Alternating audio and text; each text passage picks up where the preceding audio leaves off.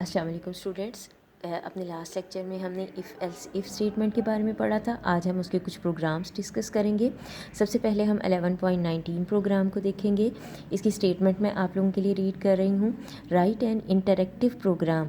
Interactive program ऐसा होगा जो यूज़र के साथ इंटरेक्ट कर रहा है, उसको कुछ ऑप्शंस दे रहा है और फिर वो ऑप्शंस में से कुछ एक ऑप्शन सेलेक्ट करेगा तो हम उस ऑप्शन के मुताबिक कोई काम करें, इसलिए ये यहाँ पर इंटरेक्टिव प्रोग्राम लिखा हुआ है। Write an interactive program that contains an if statement that may be used to compute the area of a square। आपने इसके अंदर क्या करना है, इस प्रोग्राम के अंदर एरिया ऑफ स्क्वायर कैलकुलेट करना है या ए ट्रायंगल या फिर एरिया ऑफ ट्रायंगल कैलकुलेट करना है।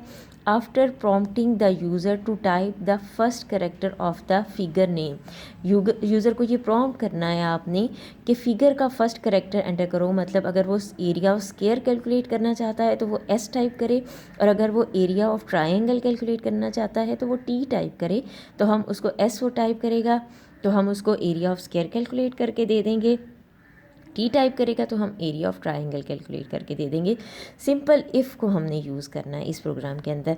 सबसे पहले हमने प्री प्रोसेसर डायरेक्टिव्स लिखे, उसके बाद हमारा मेन फंक्शन, और मेन फंक्शन की बॉडी के अंदर सबसे पहला जो हमने वेरिएबल अपना डिक्लेयर किया है वो करेक्टर टाइप की ऑप्शन है। OPT हमने वेरिएबल का नाम रखा है और इसकी टाइप करेक्टर है।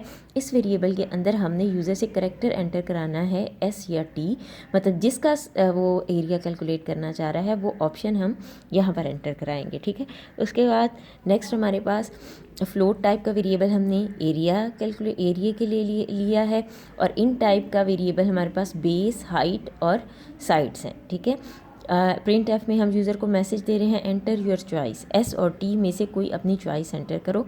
ऑप्शन यूज़र अगर एंटर कर देता है स्कैन एफ के ज़रिए तो हमने सिंपल इफ़ लगाया है, देखा है if option equal to capital S और option equal to small S.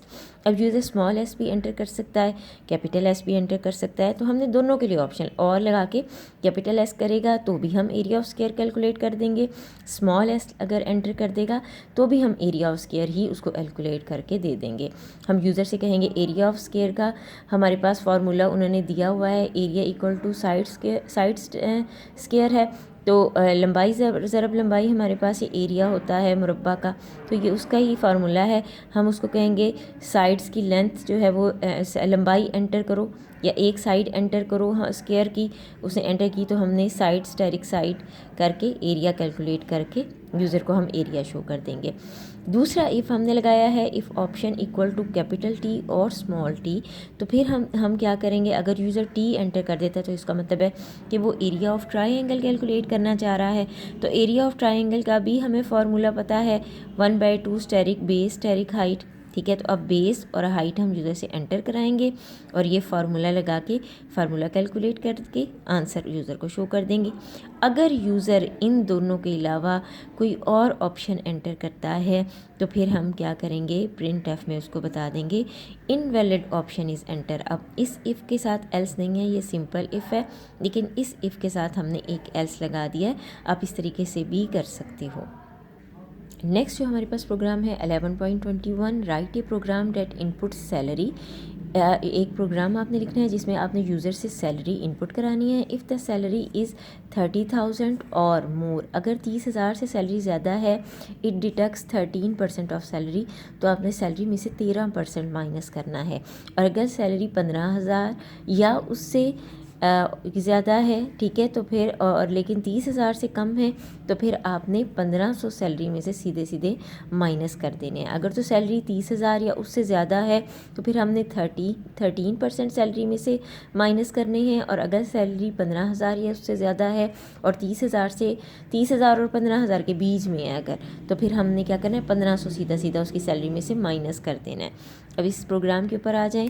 Header files और मेन फंक्शन लिखने के बाद हम सबसे पहले वेरिएबल्स डिक्लेयर करते हैं। तो फ्लोट टाइप हमने वेरिएबल लिया है नेट पे, डिडक्ट और सैलरी। ठीक है, हमने यूज़र से पहले सैलरी एंटर कराई, अच्छा जी, सैलरी ले ली। उसके बाद अब हमने इफ़ एल्स इफ़ का स्ट्रक्चर यहाँ पर यूज़ करेंगे। सबसे पहले हमने देखा if salary is greater than equal to 30,000, अगर सैलरी हमारी 30,000 से के बराबर या 30,000 से ज़्यादा है तो फिर हमें पता है कि हमने 13% सैलरी में से 13% डिटेक्ट करना है। तो 13% हमने क्या से किया है, 13 डिवाइड बाय 100 करेंगे, मल्टीप्लाई बाय सैलरी, तो 13.0 और 100.0 मैंने कर दिया ताकि यहाँ पे मेरे पास फ्लोट आंसर आए। ऐसा ना हो अगर मैं 13 डिवाइड बाय 100 कर दूँगी तो वो जो अशारी के बाद वाला हिस्सा है उसको वो काट देगा, क्योंकि ये मेरे पास इंटीजर डिवीजन का साइन है। ठीक है, डिडक्ट के अंदर मेरे पास अमाउंट आ गई 13% सैलरी की जो मैंने डिडक्ट करनी है। सैलरी में से मैं माइनस कर दूँगी वो डिडक्ट, और नेट पे मेरे पास आ जाएगी पे जो मैंने यूज़र की अब पे है डिडक्शन होने के बाद, माइनस होने के बाद।